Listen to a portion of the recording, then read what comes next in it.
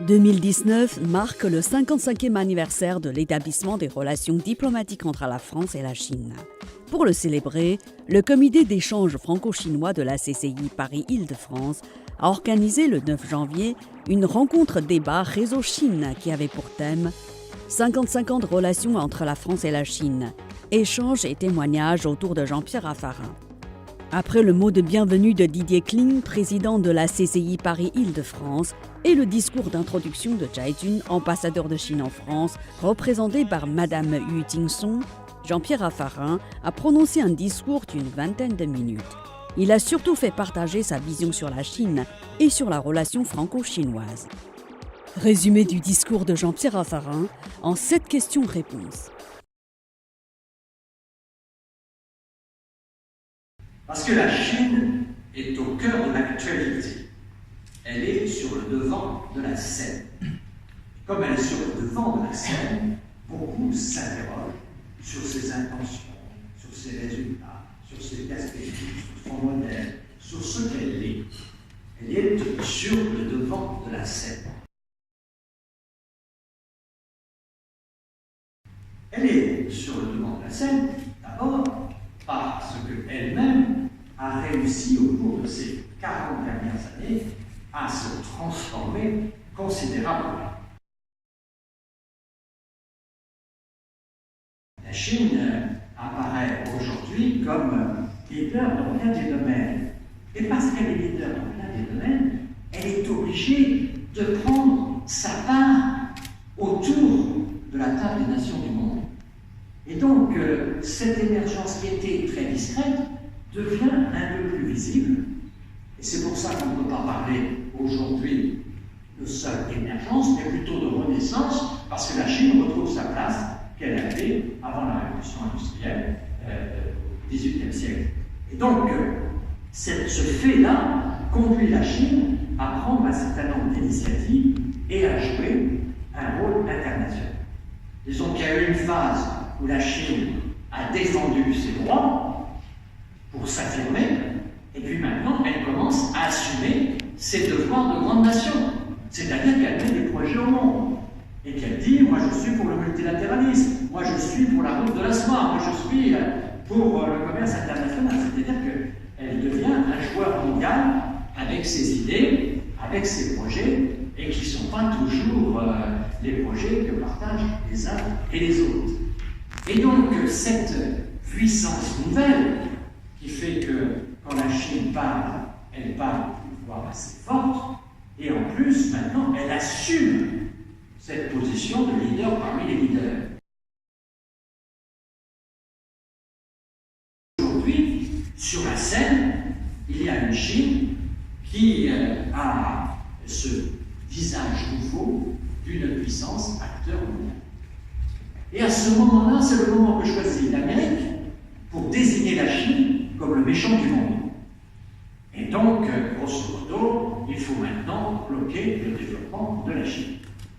Il faut ralentir la Chine, et ce qui n'est pas forcément nouveau dans les stratégies internationales. On a vu récemment M. Kissinger annoncer qu'il avait développé une stratégie en faveur de la Chine pour mieux contenir l'URSS de l'époque. Donc, vous voyez bien que cette position américaine n'était pas d'une sincérité du pensement absolu, mais que c'était une ligne stratégique. Et aujourd'hui, la ligne est presque inverse, c'est-à-dire de jouer presque avec l'URSS pour se dire qu'on va contenir le développement de la Chine. Et donc, tout ceci arbitré très souvent dans les campagnes électorales aux États-Unis. La campagne se faisait souvent contre la Chine, contre ses produits, contre ses équipes, contre son développement. Là, on a un président qui continue parce qu'il pense probablement à sa prochaine élection. Parce qu'il est possible de ralentir la croissance de la Chine. La Chine, c'est le moteur du monde aujourd'hui, en termes de croissance. Donc on dit, la Chine baisse, elle est à 6,5% de croissance, c'est encore faible. Ça nous fait quand même rêver. Mais on en a bien besoin de ces 6%. Et si vous ralentissez un peu la Chine, évidemment, tout le monde va en souffrir. Et c'est vrai, méfions-nous de ça. Je vous alerte sur ce point. Mais c'est ça, c'est que le président Trump, en supposant qu'il n'ait comme principal objectif que sa réélection, ce qui est possible, que, au fond, par cette politique de contrainte de la Chine, il fasse faiblir la croissance de la Chine. Il va, pour un temps court, fragiliser l'économie chinoise, ralentir l'économie chinoise, c'est-à-dire ralentir aussi nos économies. Nous allons nous-mêmes en souffrir. Mais peut-être que dans ce climat-là, lui, il va arriver au moment de son élection en étant le président américain qui aura maîtrisé la Chine. Si j'étais à son cabinet, je ne lui recommanderais pas cette stratégie. Parce qu'avec les Chinois, le long terme compte beaucoup. Et les Chinois ont beaucoup de mémoire. Et que vouloir mettre un genou à terre, ça se verra dans le temps, probablement. On peut discuter sur les routes de la soie, mais on voit bien qu'il y a là une opportunité de projet et que si naturellement vous avez une position de spectateur, le projet, comme tout ce qui vient de la Chine, se fait avec le temps. Il est fait, ce projet, sans doute pour tout le siècle, et que ce projet avancera. Et donc, où on est spectateur et ça avance sans nous, où on est acteur et on essaie de peser, et ça avance avec nous. Et c'est ça, je pense, le point très important, où en politique internationale comme en politique intérieure, la peur est le plus mauvais des conseillers. Si la peur conduit à ce qu'on se retire et qu'on a des discours agressifs, offensifs, sans participer, sans être proactif, on est dans une situation où on est spectateur de l'histoire, à un moment où l'histoire se construit. Parce que beaucoup de pays dans le monde sont heureux d'avoir, avec la Chine, l'occasion de développer des projets, de développer des initiatives et d'assurer leur propre avenir.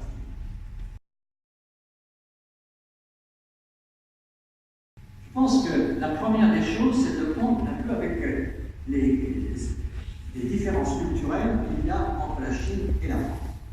La première des différences culturelles, c'est que nous, depuis Aristote, depuis Descartes et depuis Karl Marx dans notre éducation nationale, nous avons un moteur intellectuel à 3 temps. La thèse, l'antithèse et la synthèse. La synthèse, c'est la pensée universelle, c'est la vérité, c'est l'absolu. Et donc, avec ce raisonnement-là, on dit la Chine a du bon, la Chine a du mauvais, et au total, qu'est-ce que je dois penser? Est-ce que la Chine est bonne ou est-ce que la Chine est mauvaise? Est-ce que la Chine est positive ou est-ce que la Chine est négative? Et donc, on cherche un jugement global. Attention, la Chine, on fait en sorte qu'on réduit à cette synthèse qui est supposée être une vérité absolue. La pensée chinoise, c'est un moteur à 2 temps, yin-yang. J'ai le bien, j'ai le mal. Il se trouve, non pas comme la pensée occidentale, que je vais essayer d'éjecter le mal pour que dans ma synthèse je sois donné d'ordre absolu. À la pensée chinoise, non. Je vous parle là, et vous devez savoir que j'ai quand même un peu de mal, moi. Vous devez savoir que je suis quand même un peu malicieux. On est bon, 40 ans de politique, ça ne doit pas arranger un bonhomme. Donc j'ai quand même une partie en moi qui n'est pas terrible. Mais je suis quand même un bon garçon de l'autre côté. Et tout ça, c'est moi. Et si je veux discuter avec mes amis chinois, il faut que j'essaie de minimiser mon bien, mais avoir conscience de mon mal. Et que je ne développe pas des arguments qui soient abrupts, des arguments qui soient unilatéraux. Et au fond, c'est ce que certains intellectuels français ont déjà dans la pensée française essayé d'insuffler. Je pense à Edgar Morin en disant de la pensée complexe. C'est-à-dire ne résumons pas à un seul slogan, avec surtout quelque chose qui est complexe.